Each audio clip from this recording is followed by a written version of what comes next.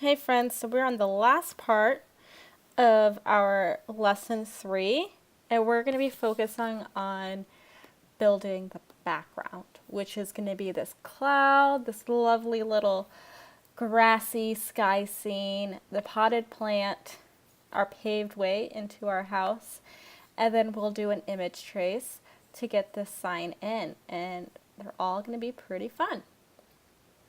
So we're going to go back to our demo. And on our textbook, we're on page 95 under working with line segments. We're going to start off with the potted plant. So we're going to zoom in a bit underneath the house. And we're going to kind of build things where they can. We're going to place them all at the very end. So we're going to actually go into our outline mode, and this is going to help us get in those really fine details. As you can see, all of our colors are gone, but we can kind of see what's going on. So we're going to go back to our ellipse, which is keyboard shortcut L if you remembered, and we're going to make an ellipse that has a width of 0.6 and a height of 0.1. I'm actually just going to click here so I can quickly get to where it needs to be in my exact measurements. So I have an ellipse right here that I've created with its size wise. And what I'm going to do is go to my direct selection tool, because we're going to copy just a part of this segment. Copy part of a segment on this full ellipse. So keyboard shortcut A, as you can see our tools panel has switched over. And we're just going to draw a box around the lower half. Right there. So you can see my marquee right there. And what we're going to do is edit copy. I'm going to do a Command C. And what we're going to do is edit paste in front. And I'm just going to go to the selection tool, keyboard shortcut B, and pull that shape that I just created down. So I have part of an ellipse that I've copied while working in the outline mode. This is really helpful to do these things in the outline mode. And I'm going to actually move it down about a quarter of an inch, so it's 0.25. And it's actually pretty wide right now. So we're going to go to the transform panel in our control panel and take that width from 0.6 to 0.4. And it's actually shrunk it a little over, so I'm going to scoot it over where it says intersect, so the lines are nice right there. So it's nice and even. The center points are aligned. We're going to take the line segment tool right here, and we're going to actually kind of play connect the dots. So I'm going to take my cursor, and where it hovers over anchor, that's where I'm going to start. I'm going to start clicking and drag down to the next point where it hovers over and says anchor. If your Illustrator is not saying this, you need to make sure your smart guides are on under view smart guides. Excuse me. If we go do the same on the other side, and if we just go deselect, kind of have a cone created, but we need to kind of join some paths over. So we're just going to take our selection tool and draw a box around just the bottom half, this little U. As you see, our selection is right there. We're going to go to Object, Join Paths, Path Join, or Command J. What this is was these were 3 different segmented lines. And doing this kind of grouped them all together without doing like a edit object group. It's all now one point. And we were able to do this because we actually drew our lines from anchor point to anchor point. And what we're going to actually do with this area still selected, we haven't deselected. We're going to go to Object, Path, Join once more. So now we have it actually connected through there, which is pretty cool if I say so myself. And we're going to go to preview. And as we can see, our shapes or may not be what we want. So for this sphere, we want to make this stroke down to 1 for the sphere, and we wanted the fill and the stroke to both be black. And then for our outline, again, take our stroke down. See, it's kind of resembling a shape. We're going to make that stroke 1 black, and this fill, we're going to be a brown, C35, M60, Y80, K25. And we're actually, while this is selected, we're going to go to Object, Arrange, Send to Back. So now our shape is a potted plant. So we're going to zoom out a little. And I can select it, and I'm just going to nest it right there in front of our home. We'll move it around later. Actually, we're going to move these paths to up a bit on our layers panel. Find that right there, click. There we go. So now it's at the top of the stack, so it looks on top of our house. Cool. So the next thing we're going to do is make our clouds. And our clouds are page 104 to 105. We're going to make some ellipses, and we're going to fill them in. So above our house, above our chimney, as you can see, we have 3 clouds. And so we're going to go D to default our colors. Anytime you need to go default with white fill, black stroke, just press D on your keyboard for that shortcut. So we're going to make 1, 2, 3 ellipses. And you may want to kind of move them around because they are going to be cloud. And make a nice little, kind of nice, sweet cloud shape. Looks like eggs right now. So you guessed it, we're going to do the shape builder.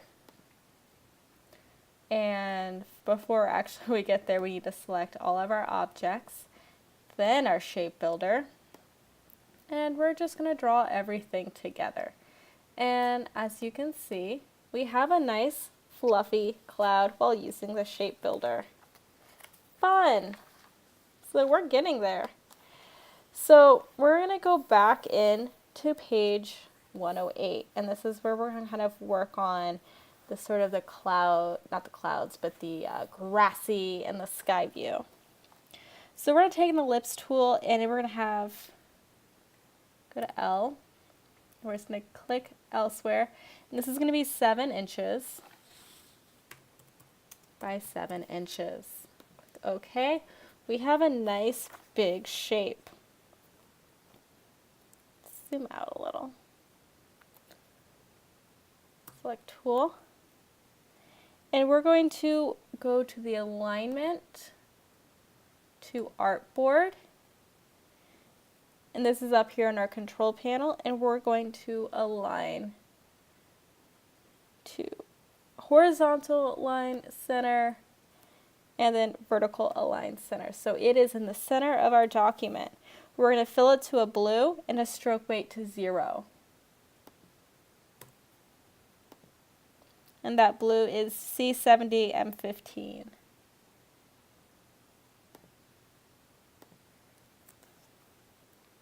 So now we're going to click the Draw Inside button. And we've done this once before with our chimney. So the next step should be vaguely familiar. And we see little marching ants around it, and that just means whatever we draw is going to draw within that shape. So we're going to deselect.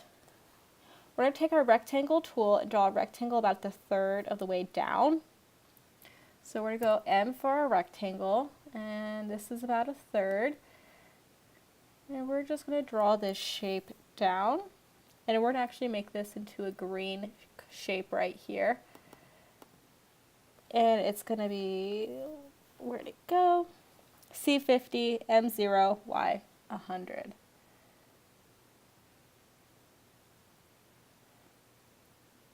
Yeah, it's kind of that lime green right there.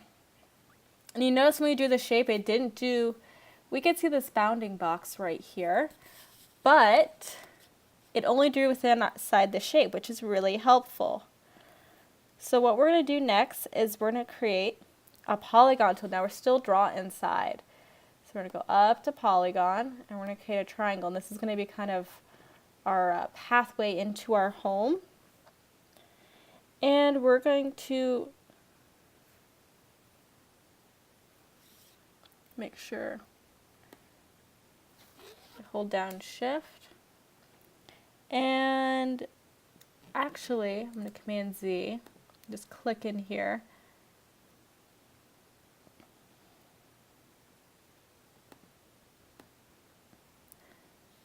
We're just going to draw in a width of 2 points. Actually, the radius is going to be 2.6. So we can't really do a radius there. We're going to click. We're going to make our radius 2.6 like the book says. Sides 3. And we have a shape. And we're going to make this into 10K of very light gray. Right. And once we're finished drawing it, we're going to actually rearrange it later. And we're going to go just click draw normal so we're not stuck in that mode again. And we're going to edit these contents inside, so we're going to have to move this triangle. So if we go to our selection tool, and if we kind of click here, we have our tool. We're going to just try to double click into that isolation mode right there, and we're going to go to view outlines because we need to move this triangle right there.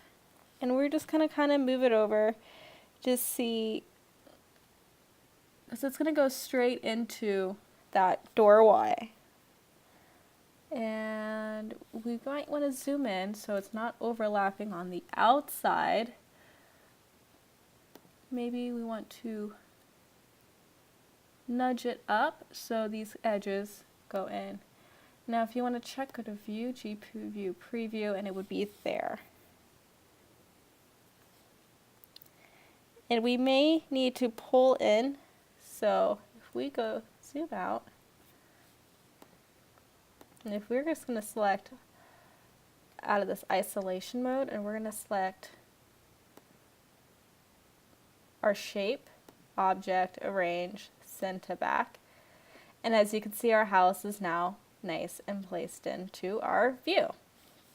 So we actually kind of have this all set up, and we're going to kind of work with the eraser tool. Now, I'm not really a big fan of the eraser tool. Once we get into the pen tool, we'll get used to it. The eraser tool isn't a fix-all for every mistake you create. Sometimes you need to delete paths on the line. Sometimes you do the scissors tool, the slice knife tool. The eraser tool is the absolute sort of last, I guess, method. Sometimes it's not the best, sometimes it is. So what we're going to do is we're going to double click on this rectangle right here, and we are going to erase part of it. And now we actually drew ours a little bit lower. If we look, theirs is a bit higher.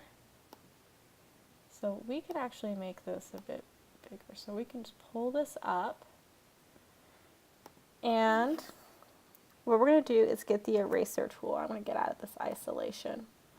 But select, don't want my isolation. Right there.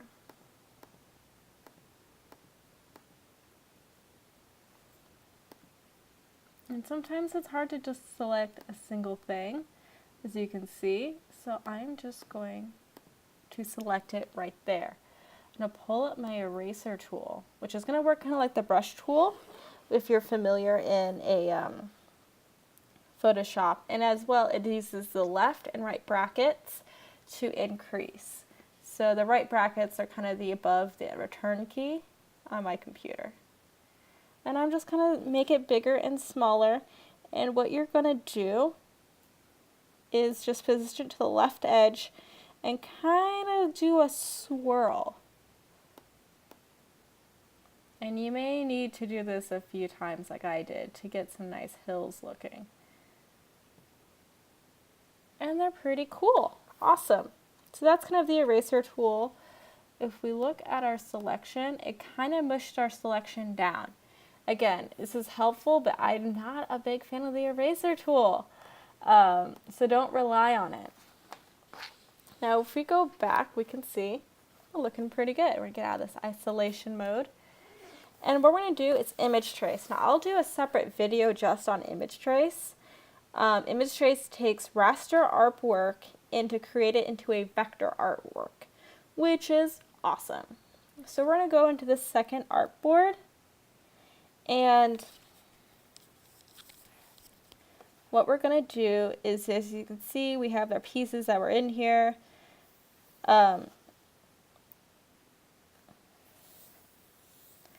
So what we're going to do is we're going to go to File, Place.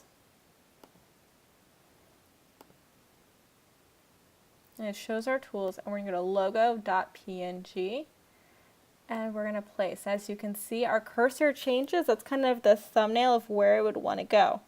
If we click here, it kind of gives us some information. We have the logo name, and as you can see, where it's located within my hard drive. And that means it's linked. So it is not, so the image isn't embedded into my document, it's linked to it. So if I were to send this file to someone else as is, they would not be able to open that document. So you either need to embed it or make it into a vector object, which typically anytime you put a raster object into a vector space, like we are in Adobe Illustrator, you need to vectorize it, because if I were to stretch this out for my billboard, it's going to be pixely and gross, especially at that 72 dpi. So as you can see, we have some panels information up here in our panel, and we're going to click Image Trace. What it does is it uses all those paths to make them, uses all the pixels, the gradients, the shades to make them into paths. So this may not be what we want, so we're going to kind of click right here to open up the Image Trace panel. And here's where you're going to get more information. And we're going to, the book wants us to change it to 6 colors. As you can see, it does some changes. You can update your palette to full tone. And right here with our preview. Now when you're using images and you're using more points, it's going to be a little bit harder. This is a good starting point. The book wants us to, once we go through our information, it wants us to go change our view up here, tracing result with outlines, so we could see all the paths that we've created, which is pretty helpful for us to work. There's a lot of different functions. Again, I'm going to do a different video on image trace because the book only touches part of it. I would read through what the text wants you to do for this step. The text is pretty good, but there's going to be another video on image trace. So again, we may want to jump to auto color to auto color our image. We can pull down our panel even more from advanced. And as you can see, there's a bunch of different functions. We can change the color down to 3, because there's only 3 colors.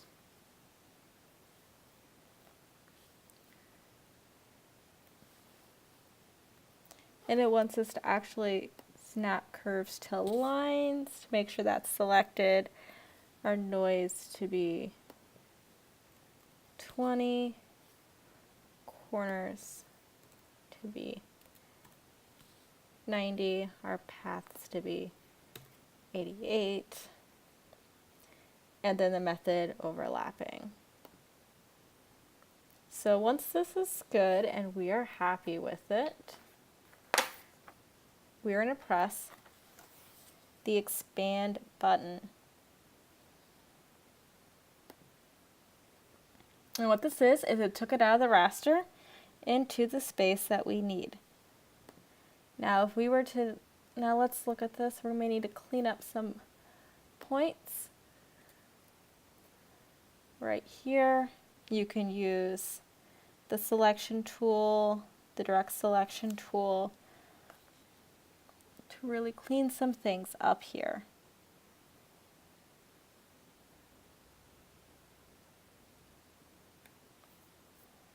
For example, it wants us to click on the M right here.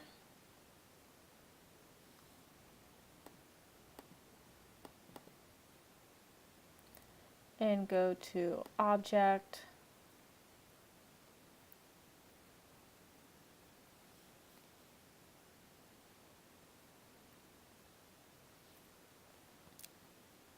Path, Object. So we've selected the M here and it wants us to simplify it up, to kind of clean it up. We can go to Object, Path, Simplify, and this dialog box will open and we can kind of make it kind of match the textbook, kind of scroll it around. It wants to change the angle threshold to 30.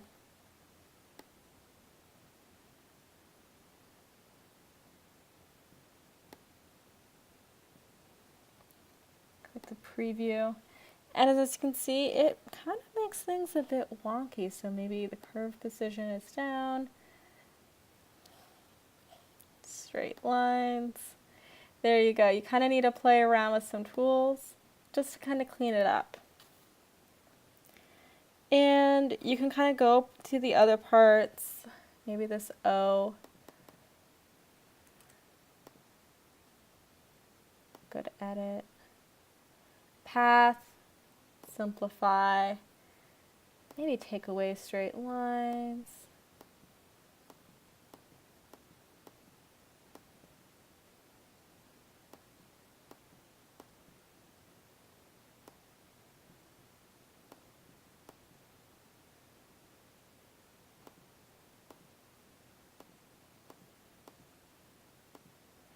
And it doesn't do too much as I'm toggling from preview or not, so I may just play around with it later. Especially when you have these hard edges with the text, it's hard to kind of pull it in to creating a good view for it. So let's zoom out. We have it over here, which is awesome. We're going to do a Command S to save.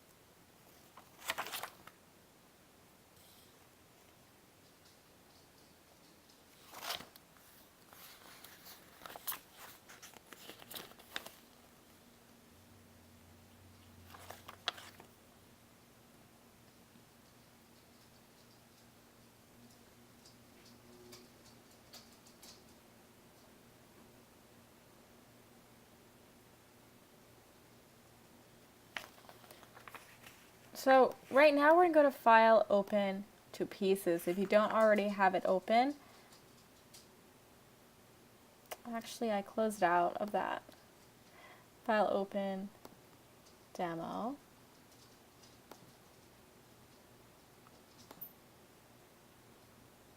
And over here on the second artboard of pieces, we have this board right here. So we're going to copy with the selection tool, Command C to copy. Go back to our demo right here. And we're going to actually need to resize our picture. So what's really good is we're going to do a highlight the Metro Realty, hold down Option, and drag it over here because we're making a copy of it. And we're just kind of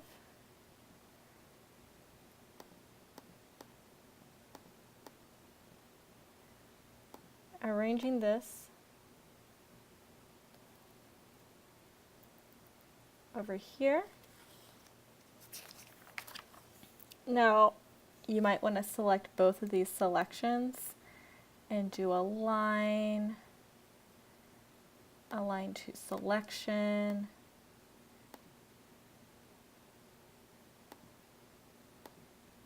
Maybe nudge Metro Realty up a little.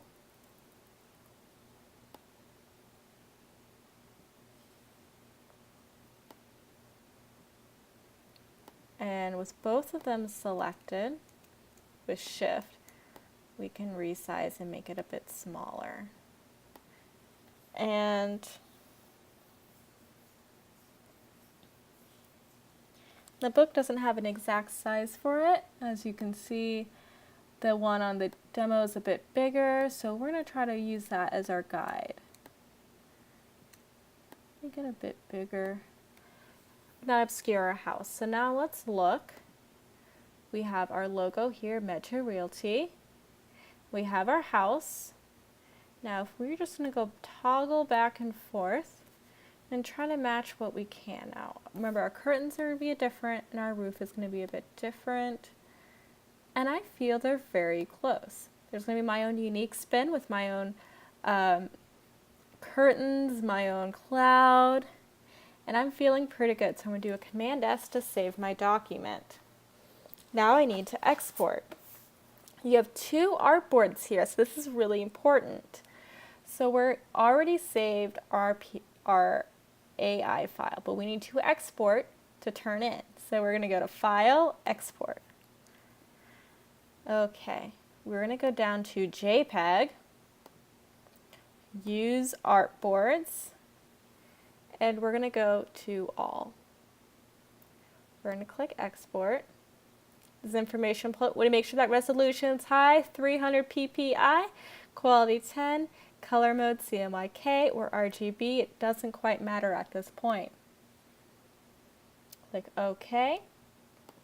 I'm going to open up Finder, and as you can see, I have, since I did export use artboards, I have two different files, one for my second artboard and my first, because I had information on both artboards.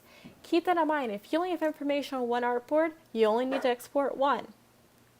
And I can submit these information on to Canvas for my grade.